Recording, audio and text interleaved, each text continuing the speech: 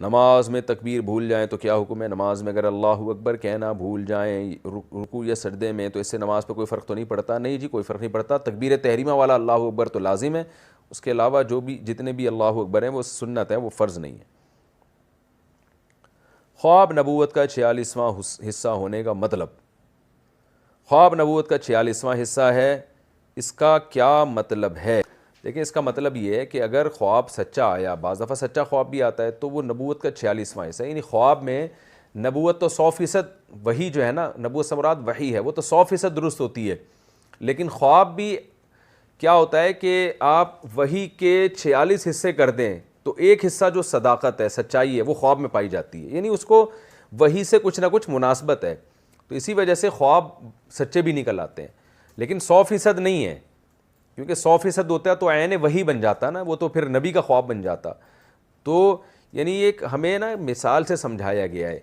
کہ جیسے ہم یہ کہیں کہ ایک آدمی کی نے کوئی خبر دی ہے آپ کو، تو آپ اس کی خبر کو کہ آپ اس کے 46 حصے کریں گے، تو یعنی اس میں ایک 46واں حصہ جو ہے، جیسے 40واں حصہ 2.5% ہوتا ہے، تو 46واں 2.5 سے کچھ زیادہ ہے، تو گویا 2.5% سے کچھ زیادہ اس میں صداقت کا امکان ہے، سچا ہونے کا امکان ہے۔ تو یہ مطلب ہے حدیث کا۔ کیا صبح دیکھے جانے والے خواب سچے ہوتے ہیں؟ کہا جاتا ہے کہ صبح کے وقت دیکھے گئے خواب سچے ہوتے ہیں، اس کی کیا حقیقت ہے؟ میرے علم میں کوئی ایسی دلیل نہیں ہے جس کی میں یہ ہو کہ صبح دیکھنے والے خواب سچے ہوتے ہیں۔ البتہ اتنا ضرور ہے کہ انسان جب سوتا ہے نا، تو جو رات کا پہلا حصہ ہے اس میں نیند گہری نہیں ہوتی، تو اس میں زیادہ تر جو خواب آ رہے ہوتے ہیں وہ آپ کے دن بھر کے خیالات ہی ہوتے ہیں، تو رات کے آخری حصے میں جو نیند ہوتی ہے وہ گہری ہوتی ہے، تو اس میں امکان اس لحاظ سے اس کا زیادہ ہوتا ہے کہ اس وقت جو خواب آئے گا تو اس میں سچائی کا امکان جو پہلے حصے میں خواب آیا اس کی نسبت بڑھ سکتا ہے۔ تو یہ تو ہے، لیکن یہ بات قرآن و سنت کی نہیں ہے، یہ بات ویسے ہی ایک تجربے کی بات آپ کہہ سکتے ہیں کہ چونکہ آدمی جب سوتا ہے تو اس وقت گہری نیند نہیں ہوتی